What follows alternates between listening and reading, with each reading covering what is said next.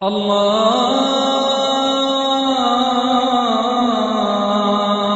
আকবার, আল্লাহু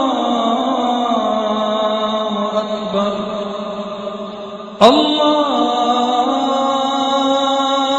আকবার, আল্লাহু আকবার। এরপরে বিপদ আসলে নিজেকে কি করে আল্লাহর কাছে সঁপে দিতে হয় এটাও জানার দরকার আছে না নাই? বিপদে প্রথমে ইন্নালিল্লাহ করলাম, ধৈর্য ধারণ করলাম, বিপদ থেকে উদ্ধারের সর্বোচ্চ চেষ্টা করলাম। আমার কাজ যখন শেষ তখন আমি আমার এই বিষয়টা আল্লাহর কাছে সঁপে দিই। কার কাছে? বিপদে বললে কেমন করে নিজেকে আল্লাহর কাছে সঁপে দিতে হয় আসুন সাইয়েদনা ইব্রাহিম আলাইহিস সালামের জীবনী থেকে জানি। আল্লাহর খলিল ইব্রাহিম আলাইহিস সালাম আমাদের মতো সমাজ ব্যবস্থা পায় নাই।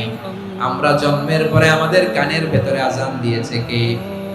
একামত দিয়েছে কে? আমাদের বাপ-দাদারা আমাদের কানে আজান দিয়েছে কি? দেয় নাই। আমাদের জন্মের পরেই তো আজান, একামত, বাড়ির পাশে মসজিদ, প্রতিদিন আজান, জুমার খুতবা, প্রতি মাসে মাসে তাফসীরুল কোরআন মাহফিল, মসজিদ, মিনারা, অভাব নাই। ঠিক কিনা বলেন? আপনি যেই সুন্দর ইসলামিক এনভায়রনমেন্ট পেয়েছেন, আমাদের ইব্রাহিম খলিল উনিও কি এরকম পেয়েছিলেন? হ্যাঁ, উনি জন্মের পর পরে ওনার কানে আজান দিয়েছে কেউ? আমার প্রিয় ভাইরা, আগা গোড়া একটা শিরকি পরিবেশ উনি জন্মগ্রহণ করেছেন। উনি ছাড়া ওই তল্লাটে একজনও আল্লাহর উপর বিশ্বাসী নাই। কল্পনা করতে পারেন? গোটা তল্লাটে, গোটা দেশে বিশ্বাসী মুমিন, আল্লাহর উপর বিশ্বাস স্থাপনকারী কয়জন? সবাই বলেন কয়জন? বাকি সব মুশরিক। বাকি সব মুশরিক নিজের সাথে নিজে শক্ত বোঝাপড়া করে, অ্যানালজি করে, সেলফ কনভারসেশন করে উনি মহা সত্যের সন্ধান পেয়েছে। উনি আকাশের তারা দেখে ভাবে মনে হয় এটাই আমার খোদা, পরে দেখে তারা নাই, মনে মনে বলে না তাইলে এটা না। আবার চাঁদ দেখে বলে চাঁদটা বড় মায়া লাগে, মনে হয় এটাই আমার রব, পরে দেখে চাঁদও নাই, কয় না এটা না। এরপরে দ্বীপ প্রহরের জলজলে সূর্যটা খা খা করে গোটা পৃথিবীটারে রৌদ্র দিয়ে তাতিয়ে রাখে। তিনি ভাবলেন মনে হয় এটাই আমার রব, কারণ এটাই তো সবচেয়ে বড়। কিন্তু বিকেল বেলা ওই সূর্যটাও যখন চলে যায়, সাইয়েদনা ইব্রাহিম বলে না এটাও তো নাই, আমার খোদা যদি আমারে ছেড়ে চলে যায়, বিপদে পড়লে আমারে উদ্ধার করবে কে? এভাবে নিজের সাথে অ্যানালজি, সেলফ কনভারসেশন করতে করতে করতে তিনি মহা সত্যের সন্ধান পেয়েছেন। সুবহানাল্লাহ। সব শেষে তিনি ডিসিশন নিয়ে ঘোষণা দিলেন, ইন্নী ওয়াজ্জাহাতু ওয়াজহিয়া লিল্লাযী ফাতারাস সামাওয়াতি ওয়াল আরদা হানিফান ওয়া মা আনা মিনাল মুশরিকিন। নিশ্চয় আমি এমন সত্তার দিকে মনোনিবেশ করলাম, মুখাপেক্ষী হলাম, যিনি আকাশ বানিয়েছেন, জমিন বানিয়েছেন, আমি মুশরিক নই। সুবহানাল্লাহ। পারতেন? আপনি পারতেন? কেউ নাই, লক্ষ লক্ষ মুশরিক, আপনি একা। ওনার মতো এরকম বিচক্ষণতা দিয়ে আল্লাহরে খুঁজে পাইতে পারতেন আপনি? কি নবী ছিল, আল্লাহকে খুঁজে পেয়েছে। যখন আল্লাহর ইবাদত শুরু করলো, এই কথা ছড়ায় পড়লো চারদিকে। নমরুদ সাইয়েদনা ইব্রাহিমকে ডেকে পাঠালেন। নমরুদ বলে, ইব্রাহিম তুমি নাকি মূর্তির পূজা না করে কোন নতুন রবের ইবাদত করো, কে তোমার রব? সাইয়েদনা ইব্রাহিম বললেন, রব্বি আল্লাযী ইউহয়ী ওয়া ইউমীত, আমি এমন রবের ইবাদত করি যিনি জীবন দেন, যিনি মৃত্যু দেন। নমরুদ বলে, তাই নাকি? তোমার রব জীবন দেয়, মৃত্যু দেয়, আর এটা তো আমি দেই। আমিও তো জীবন দেই, আমিও তো মৃত্যু দেই। সাইয়েদনা ইব্রাহিম বললেন, কেমন করে তুমি জীবন দাও, মৃত্যু দাও, একটু দেখাও তো। নমরুদ জেলখানা থেকে দুজন কয়েদি ডেকে আনলো। কয়েদি এনে অর্ডার করলো, একটাকে এখনই শিরোচ্ছেদ, হেড অফ, ডেথ পেনাল্টি, মৃত্যুদণ্ড দেয়া হলো, ফিনকি দিয়ে রক্ত বের হলো। নমরুদ বলে, দেখো দুজনকে ধরে আনলাম, একজন কয়েদিকে দিলাম ডেথ পেনাল্টি, মৃত্যুদণ্ড, ওরে মৃত্যু দিলাম। আরেকজন যে দাঁড়িয়ে আছে, চাইলে ওরেও আমি মৃত্যুদণ্ড দিতে পারি, কিন্তু না, ওরে আমি দিব না, ওরে আমি বাঁচায়া দিলাম, ছেড়ে দিলাম, মানে জীবন দিলাম। দেখো ইব্রাহিম, তোমার চোখের সামনে একজনরে মৃত্যু দিলাম, আর একজনরে জীবন দিলাম। আপাত দৃষ্টিতে তাই তো, একজনরে তো জীবন দিল, আরেকজনরে মৃত্যু দিল। সাইয়েদনা ইব্রাহিম এবার বিপাকে পড়ে গেলেন। কিন্তু এক একজন নবীকে আল্লাহ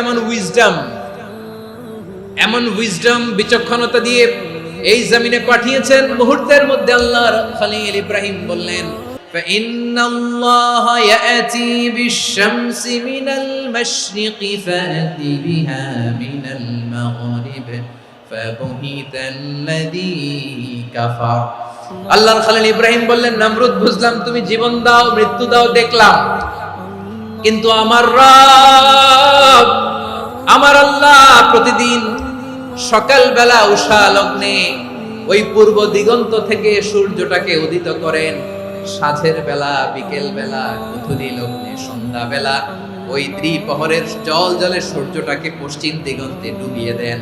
মানে সকালবেলা পূর্ব দিক থেকে উদিত করা সূর্যটাকে পশ্চিম দিকে বিকেলে তিনি ডুবিয়ে দেন। তুমি যদি পারো ওই সূর্যটাকে পশ্চিম দিক থেকে উদিত করে পূর্ব দিকে ডুবিয়ে দাও। সুবহানাল্লাহ পড়বেন না? দেখেন, ইনস্ট্যান্ট ইন্টেলেক্ট, মুহূর্তে বিচক্ষণতা, উইজডম কাকে বলে? নমরুদ পারবে? নমরুদের বাপ পারবে? ওর দাদা, ওর 14 গোষ্ঠী, গোটা বিশ্বের সব ক্ষমতাধর রাষ্ট্রনায়করা একসাথে হলে পারবে? বা বহিতাল্লাযী কাফার পারে নাই, ব্যর্থ হয়েছে। এবার তেলে বেগুনে জ্বলে উঠেছে, রেগে মেগে আগুন বলে ফালকুহু ফিল জাহিম। ওর সাথে তর্ক নাই, না পেরে এবার এটারে আগুনে ফেলা। বিশাল বিশাল গাছ কেটে লাকড়ি এনে আগুনের কুণ্ডলি বানানো হলো, দাও দাও দাও দাও করে আগুন জ্বলে। আল্লাহর খলিল ইব্রাহিমকে আগুনে নিক্ষেপ করা হবে। আল্লাহর খলিল সাইয়েদনা ইব্রাহিমের হাতের মধ্যে রশি দিয়ে টাইট করে বাঁধা হলো, পায়ের মধ্যেও টাইট করে রশি দিয়ে বাঁধা হলো। আল্লাহর খলিল ইব্রাহিমকে আগুনের কুণ্ডলির মধ্যে ফেলা হবে। ও মিয়া, আপনি যে বিপদের কারণে ভয় পান, হতাশ হন, এটা কোনো বিপদ? ওনার বিপদের সামনে কোনো বিপদই না, এটা কোনো বিপদই না। হাত পা বেঁধে টাইট করে নিক্ষেপ করা হবে, সিম্পলি ফেলা যাবে না, কারণ দাও দাও করে দ্য ব্লেজিং ফায়ার, এমন আগুনের কুণ্ডলি কাছে যাওয়া যায় না, আগুনের উত্তাপে নিক্ষেপ করা হবে। হাতে রশি বেঁধে পায়ে রশি বেঁধে আল্লাহর খলিল ইব্রাহিম আলাইহিস সালামকে আগুনের মধ্যে নিক্ষেপ করা হবে। আহা, এটার বলে অগ্নি পরীক্ষা। উনি অগ্নি পরীক্ষার সম্মুখীন হয়েছে, এজন্য কঠিন পরীক্ষাকে আমরা অগ্নি পরীক্ষার সাথে তুলনা করি, ঠিক কি না? সাইয়েদনা জিবরাইল এসে বললেন, ও আল্লাহর খলিল, ওরা তো আপনার হাতও বেঁধে ফেললো, পাও বেঁধে ফেললো, নড়াচড়ার সুযোগ নাই, বলেন আমি জিবরিল ফেরেশতা আপনার জন্য কি করতে পারি? আল্লাহর খলিল ইব্রাহিম বলেন, ও জিবরাইল, তোমার কাছে আমার কোনো চাওয়া পাওয়া নাই। সুবহানাল্লাহ বলেন। তোমার কাছে বলার কিছু নাই, তোমার সাহায্যের আমার দরকার নাই। সাইয়েদনা ইব্রাহিম আলাইহিস সালামকে হাতে পায়ে রশি বেঁধে হাত পা বাঁধা অবস্থায় জ্বলন্ত অগ্নিকুণ্ডে যখন নমরুদের দলবল নিক্ষেপ করবে, আল্লাহর খলিল কিভাবে নিজেকে আল্লাহর কাছে সঁপে দিয়েছেন, পটুয়াখালীর ভাইরা খেয়াল করে শুনুন।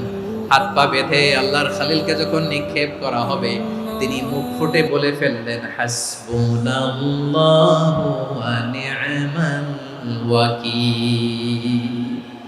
হাসবুনাল্লাহু ওয়া নি'মাল ওয়াকিল, আমার জন্য আল্লাহই যথেষ্ট, আমার জন্য আল্লাহই যথেষ্ট। তিনি আমার সবচেয়ে বড় গার্ডিয়ান, তিনি আমার সবচেয়ে বড় অভিভাবক। জিবরাইলের সাহায্যে অফারকে ফিরিয়ে দিলেন, দুনিয়ার বুকে কারো কাছে কিছু বলেন নাই, মুখ ফুটে বলেছেন হাসবুনাল্লাহ। ও আমার পটুয়াখালীর প্রাণের ভাইয়েরা, খেয়াল রাখবেন, কোন বান্দা তার হাতে থাকা সব চেষ্টাটুকুন করার পরে মুখ ফসকে মুখ দিয়ে যখন বলে ফেলে হাসবুনাল্লাহ, বান্দা যখন হাসবুনাল্লাহ বলে ফেলে, ওই ব্যাপারটা ডিল করার দায়িত্ব স্বয়ং আল্লাহ আরশের উপর থেকে নিয়ে নেয়। আপনি যখন বলে ফেলবেন হাসবুনাল্লাহ, এটা ডিলিং করবে কে তখন? বান্দা তার সাধ্যের সবটুকু চেষ্টার পরে নতজানু হয়ে যখন বলবে হাসবুনাল্লাহ, আল্লাহ তুমি আমার জন্য যথেষ্ট, নি'মাল ওয়াকিল, তুমি আমার শ্রেষ্ঠ অভিভাবক, তখন তার কি দরকার না দরকার এটা ডিল করে স্বয়ং আল্লাহ। নিক্ষেপ করা হলো সাইয়েদনা ইব্রাহিমকে অগ্নিকুণ্ডলিতে। হাজার হাজার মানুষ এই দৃশ্য দেখার জন্য জড়ো হয়েছে এরকম বিশাল ময়দানে। কিন্তু কি অবাক করার ঘটনা, সবাই ভয় পাচ্ছিল, না জানে কি হয়ে যায়। আল্লাহর খলিলকে যখন আগুনের কুণ্ডলিতে নিক্ষেপ করা হয়, আল্লাহর খলিল ইব্রাহিম আগুনের কুণ্ডলীর মধ্যে বসে বসে মানুষগুলোর দিকে তাকিয়ে হাসতে শুরু করে দেয়। কারণ আকাশ থেকে রব্বুল আলামিন স্পেশাল ভার্ডিক্ট নাজিল করেছেন, স্পেশাল হুকুম জারি করেছেন, কুলনা ইয়া নারু কুনি بردا وسلاما على إبراهيم ও আগুন খবরদার, সৃষ্টির শুরু থেকে তোকে একটা ধর্ম আমি বাতলে দিয়েছিলাম, তোর ধর্ম। আগুনের ধর্ম হলো যা পাবে জ্বালিয়ে ছারখার করবে। আল্লাহ বলল, আগুন তোর ধর্ম দিয়েছিলাম, তুই সব জ্বালিয়ে পুড়িয়ে ছারখার করে দিবি, কিন্তু ক্ষণিকের জন্য আমি তোর জ্বালিয়ে দেওয়ার ক্ষমতাটাকে কেড়ে নিলাম। জ্বালিয়ে ভস্ম করে দেওয়ার ক্ষমতা আমি কেড়ে নিলাম। কুনি বারদান, ঠান্ডা হয়ে যা, কিন্তু এত বেশি ঠান্ডা হবি না আবার আমার ইব্রাহিমের জন্য সর্দি লেগে না যায়। সুবহানাল্লাহ, এত আস্তে বললে হবে? কুনি বারদান, বারদ মানে বরফ, ঠান্ডা।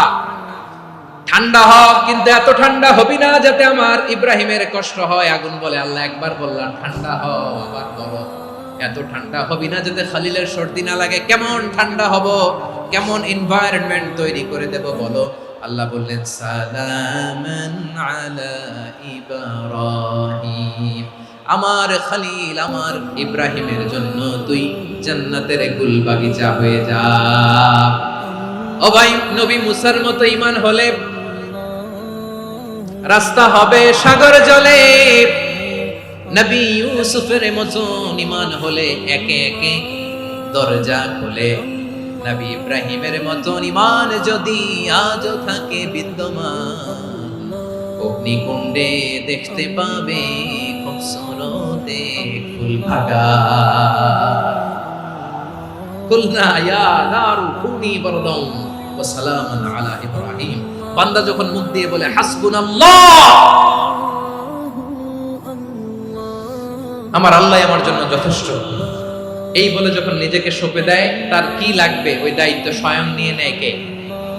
তাহলে আমার প্রিয় ভাইরা, বিপদের শুরুতেই আমরা বলবো ইন্না লিল্লাহ। শুরুতে কি বলবো?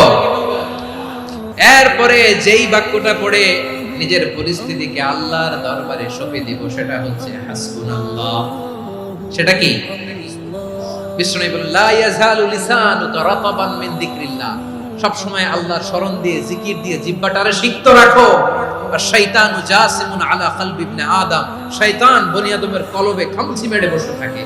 ফাইদা যাকারাল্লাহ খালাসা, মানুষ যখন আল্লাহর স্মরণ করে জিকির করে, শয়তান দৌড়ে পালায়। ওয়া ইদা গাফালা ওয়াসওয়াসা, যখনই বনি আদম গাফেল হয়, তখনই শয়তান তার হৃদয়ে ওয়াসওয়াসা দেয়। এজন্য বিপদে পড়লে ইন্না লিল্লাহ, নিজের সব টুকুন করার পরে, নিজের রোল প্লে করার পরে নিজেকে আমরা কি বলে সঁপে দিব? সবাই বলেন, মনে থাকবে? বিপদে পড়লে প্রথমে ইন্না লিল্লাহ, এরপরে নিজেকে যখন সঁপে দিব তখন হাসবুনাল্লাহ। আল্লাহু আল্লাহু আল্লাহ।